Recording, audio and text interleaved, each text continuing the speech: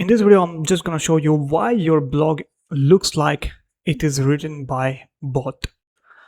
Now, if you carefully look at the content, you just giving for AI to just write this simple prompt, and then it writes a generic content. No example, no personalization, no experiences, nothing.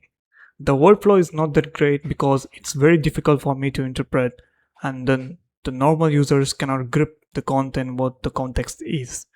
So instead, what you want to do is you simply give this prompt, additional prompt, or include it in the first.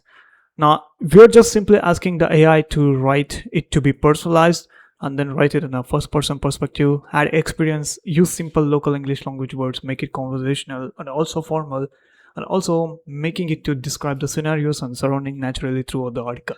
Now what it does is, if you read this article, you can pause the video and read the article and look how one simple prompt changes everything, every perspective of AI